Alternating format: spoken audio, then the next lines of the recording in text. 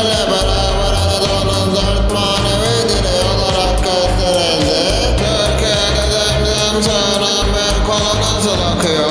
Hala hayatta olan insanların duyacağınız ilginç olaylar çok ilginizi çekecek. Daha fazlasını merak ediyorsanız başlayalım. 16. yüzyıldan beri Anadolu'dan dünyaya uzanan maneviyekle başta mana salmış. Anadolu'nun en önemli velilerinden biri hayatını aşk ve ilme adamış. Yetiştirdiği 300'den fazla talebeyle Kastamonu'dan Anadolu'ya, Yemen'den Hicret'e kadar dünyanın dört bir yanlarını bile bilir. Hangaydar pek çok aşık ve tarih kişi yetiştirilmiş. Adını çok az duyduğumuz belki de bazılarının adını hiçbir duymadı. Allah var, kimden mi bahsediyor? Halvetiyle tarikatı Şabani kolunun kurucusu olan Pir Şabani Veli. Gidişiniz güle güle, gidişiniz güle güle, her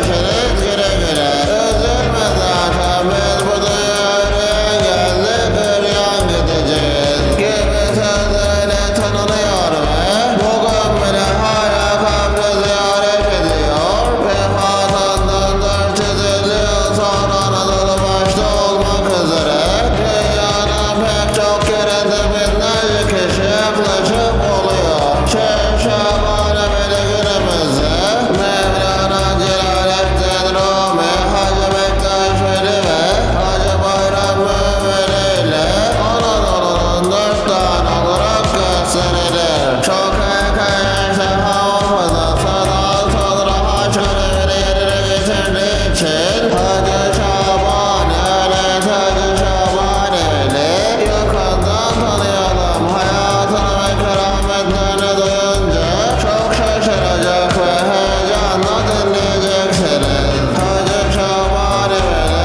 Kastamonu'ya bağlı Talipçi Aşmıca Çakırca köyü Çimdar mahallesinde doğar. Kesin tarih tam bilinmemekle birlikte Osmanzade Hüseyin Efendi'nin Efe'li Evli adlı eserinde bu tarih 1499 olarak bilinir. Dünyaya gelmeden babasının ardından da 3 yaşında annesini kaybeder. O dönemde hayırsever bir kadın kendisine evlat edinir ve ilim tahsilini bu kadın sayesinde yapar. Büyük velinin hali Peygamber Efendimiz Hazreti Muhammed sallallahu aleyhi okumaya çok hevesli olan Şabani Veli ilk orta tahsilini Taşköprü'de Abdürezzak Cami Türbesi'nde Vücub Osman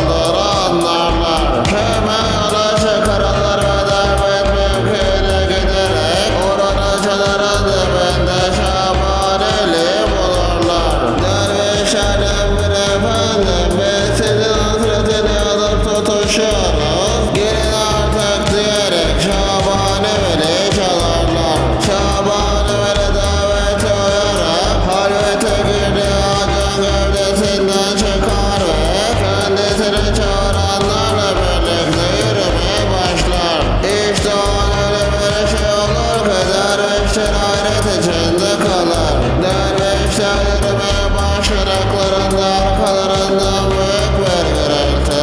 Çünkü günlerce seçilmiş olan insanın bağrında bulunduran çınar ağacının Hazreti Pir'in onun ayrılmasını dayanamayarak arkalarında yürümeye başladığını, peşlerinden geldiğini görürler. Şaşkınlıklarına gizleyemeyen dervişler büyük bir heyecan ve hayret içinde kalırlar. Böyle bir durumla karşı karşıya kalan Şaban Efendi başını hafifçe çevirerek ağacımızı ısrarla seninle paylaştıkça sırrımızı çıkar demediler. Bu sözler üzerine çınar ağacı olduğu yerde durur ve kökleri toprağa salar. Hazreti Pir hakkında pek çok kitap yazılmış. Kerametleri dilinden dile günümüze kadar gelmiş. Yaptığı iyilikler ve yardımseverlik sayesinde